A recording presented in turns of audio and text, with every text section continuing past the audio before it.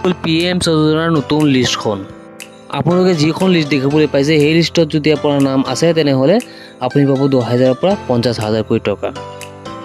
PM Svanidhi যোজনাত এইসকল মানুহক গুৰুত্ব দিয়া হয় যিসকল মানুহৰ শ্ৰম কাৰ্ড আছে।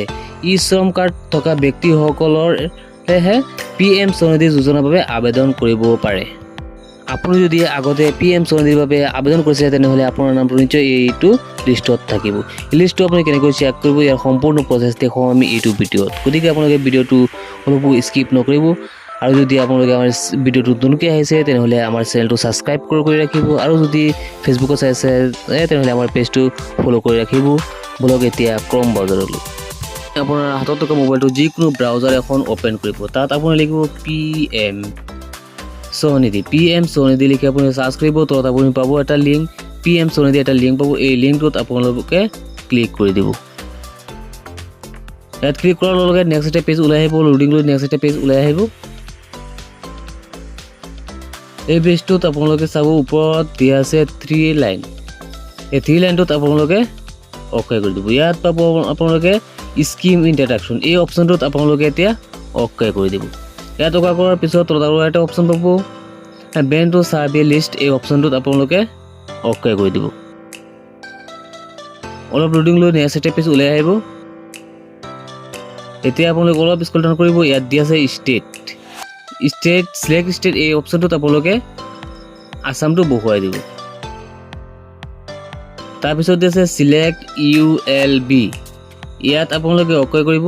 অ'কে কৰি আপোনালোকে ULB যিটো হয় ডিষ্ট্ৰিক্টটো আপোনালোকে ইয়াৰ পৰা বিচাৰি বহুৱাই দিব।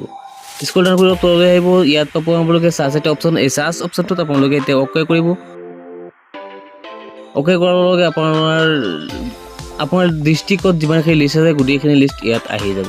ইয়াত চাব আপোনালোকে দি আছে SRN নাম্বাৰটো দি আছে, ASB নেমটো দি আছে যিজনে এপ্লাই কৰিছে। তাৰপিছত দি আছে ফাদাৰ্ছ নেম যিজন এপ্লাই কৰিছে তেওঁৰ দেউতাকৰ নামটো ইয়াত দিয়া আছে। এনেকৈ আপোনাৰ ডিষ্ট্ৰিক্টত থকা গোটেইবিলাকৰ নাম আপুনি ইয়াত পাব। ইয়াত আপোনাৰ নামটো আছে কাৰণে আপুনি এটা এটা কৰি চেক কৰিব পাৰিব। এয়া চাওক গোটেইবিলাক নাম ইয়াত দিয়া আছে। স্ক্ৰল ডাউন কৰিব। এটা পেজত যদি আপুনি নামটো বিচাৰি নাপায় নেক্সট এটা পেজত আপুনি আকৌ চেক কৰিব পাৰিব। এনেকৈ আপুনি চেক কৰি চাব আপোনাৰ নামটো ইয়াত আছে নে নাই। যদি আপুনি এপ্লাই কৰিছে তেনেহ'লে আপোনাৰ নিশ্চয় নামটো ইয়াত থাকিব। ইয়াত এই ডিষ্ট্ৰিক্টটোত চাবক আপুনি 69টা পেজ আছে। গোটেইকেইটা পেজ আপুনি এটা এটা কৰি চেক কৰিব আপোনাৰ নামটো কোনটো পেজত আছে। এতিয়া ছেকেণ্ড এটা পেজত মই চাইছোঁ। আপুনি নেক্সট কৰি আপুনি 1 নম্বৰ 2 নম্বৰ এনেকৈ গোটেইবিলাক পেজ আপুনি চাব পাৰিব। যিসকলে PM স্বনিধিৰ বাবে আবেদন কৰিছে সেইসকলৰ নামহে ইয়াত অন্তৰ্ভুক্ত কৰা হ'ব।